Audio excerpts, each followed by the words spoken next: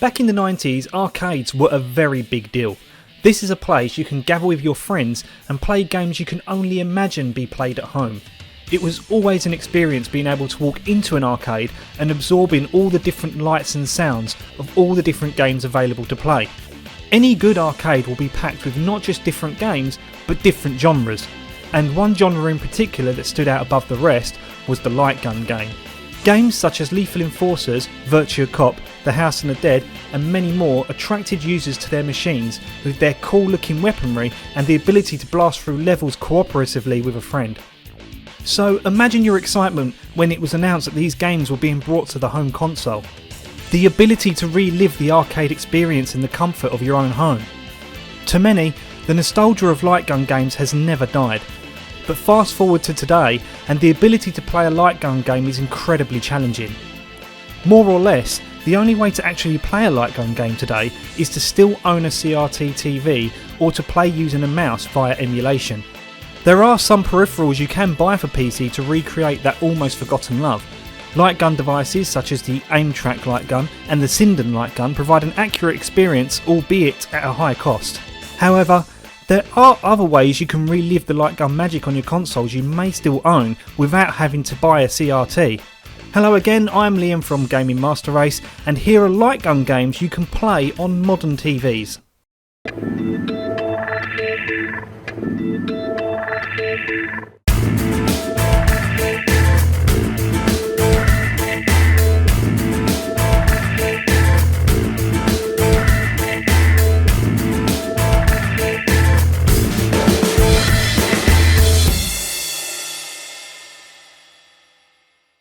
We'll start with the Nintendo Wii and Mad Dog McCree, which originally launched in the arcades in 1990. It was later released on the Mega CD, Philips CDI, Panasonic 3DO and Windows. So imagine my surprise when in 2009, 19 years after its initial release, it was announced that the version for the Nintendo Wii and PS3 would become available. Despite giving a true nostalgic feeling, Mad Dog McCree is a game that hasn't aged particularly well. I felt that more often than not, my attention was directed elsewhere, and before I realised I needed to shoot someone, it was already too late. The only way you progress is to learn the pattern and try again. Like most Wii games, the Wii Remote handles fairly well with the motion controls, but may require recalibration from time to time.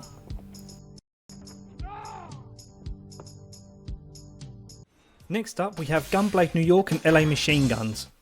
Starting with Gunblade New York, this on-the-rail shooter is a fast-paced arcade fest. The arcade version had you holding a massive machine gun with superb force feedback. By comparison, the Wii Remote provides a minuscule vibration. But that aside, this is a superb action game that may leave some gamers a little disorientated with its twisty-turny, fast-moving camera.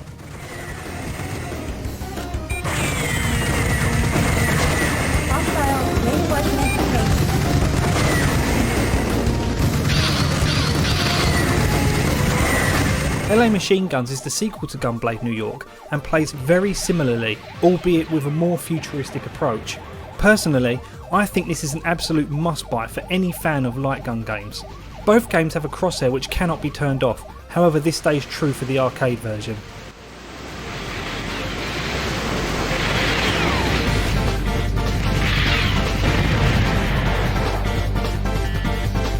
House of the Dead was some of my favourite light gun games, so to see them release both 2 and 3 on Wii was a godsend. Although I was disappointed that they decided to leave out the original game, which is by far my favourite in the series. Please be safe, G.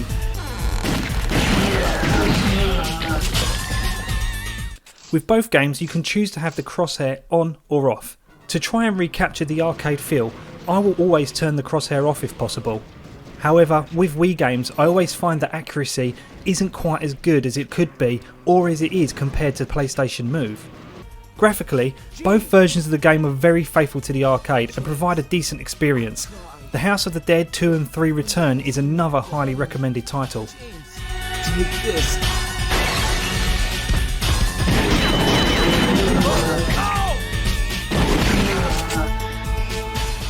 Moving on to the Wii U, and we have the NES classic Duck Hunt. This was a fan favourite and remains one of my favourite light gun games today. Like the previous games, this is played with a crosshair, and to my knowledge there's no way of turning it off. The game includes 3 game modes: play with 1 duck, 2 ducks or clay pigeons. Whilst you don't get the same experience you had back when this was first released or by playing on a CRT, it is still great to be given this as an option and to relive a superb piece of gaming history. You can buy Duck Hunt on the Wii U from the Nintendo eShop.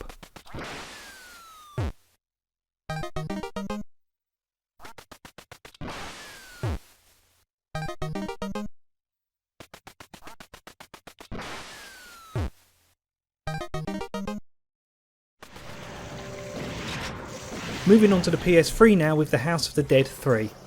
Unlike the Wii version, the PS3 version only includes the House of the Dead 3. However, with a higher resolution and more accurate gunplay as a result of the Move controller, this version is superior and more enjoyable. Like the Wii version, you can turn off the crosshair, and due to the accuracy of the PlayStation Move, I find this version provides a far more authentic arcade experience.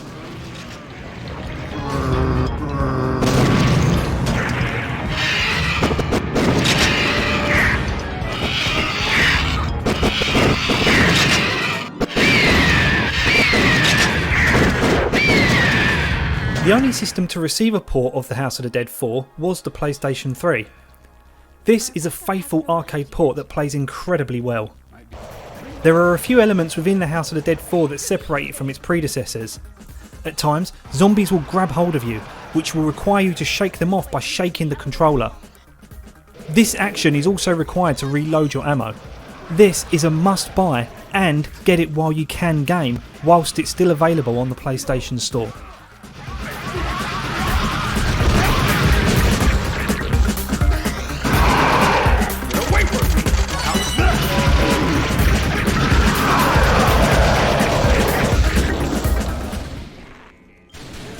Also available on the Nintendo Wii, the House of the Dead Overkill is a totally original console-only version of the highly rated zombie shoot 'em up. This time, it takes a totally over-the-top B-movie aesthetic. It is also important to note that this game is not canon to any of the other House of the Dead games. Both Wii and PS3 versions of the game allow you to upgrade your weapons at the end of the level, a new feature for House of the Dead games. The PS3 version is labelled as the extended cut, and boasts 2 new levels, new enemies and some new weapons. The game can also be played in 3D if you have a 3D TV. As with other House of the Dead games, you can turn off the cursor to provide a more authentic arcade experience.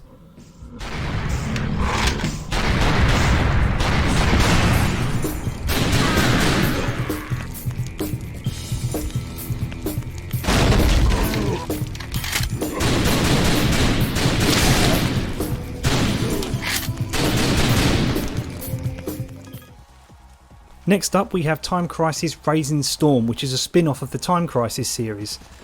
This plays a little different to most other light gun games. First off, it has more of a first person shooter feel. While still an enjoyable game, my biggest complaint when using the Move controller is that to reload you need to press the Move button, meaning you need to keep a finger on it at all times. This game is also compatible with the G-Con 3 gun. Like most light gun games I play, I searched the menus to see if you could turn off the crosshairs, but unfortunately you can't. However, the arcade version also displays crosshairs.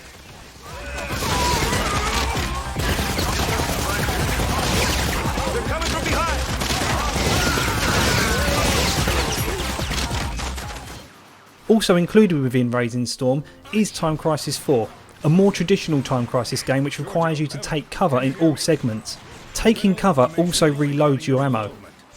Like Raising Storm however, Time Crisis 4 requires you to keep a finger over the Move button in order to take cover, which ultimately leads to a rather uncomfortable playing experience. With regards to crosshairs, unlike the arcade version, crosshairs are displayed on the PS3 version of Time Crisis 4 and cannot be turned off. However, this isn't enough to ruin the overall experience, and despite only wanting to record about 5 minutes of footage, I found myself playing a lot longer. Take a left at the next corner. Roger.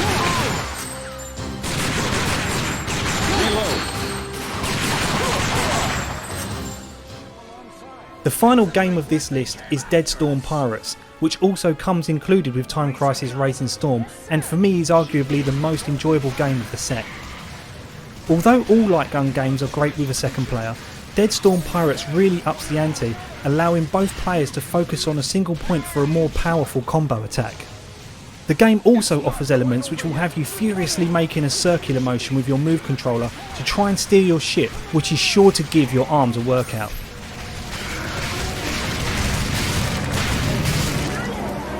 Come over here! What on earth is that? Thirsty for blood, that's what he is! He's spewing! Now! Overall, all these games do a fantastic job of bringing the arcade into your own home. I only wish Sega had brought the Virtua Cop series to PS3 also. However, with the release of the House of the Dead remake on Nintendo Switch, there may still be hope for Virtua Cop yet. So what are your thoughts on this list and the future of light gun games as a whole? Sound off in the comments below. If you enjoyed the video, don't forget to leave a thumbs up, and if you would like to see more gaming content from all generations, hit subscribe, and until the next video, thanks for watching.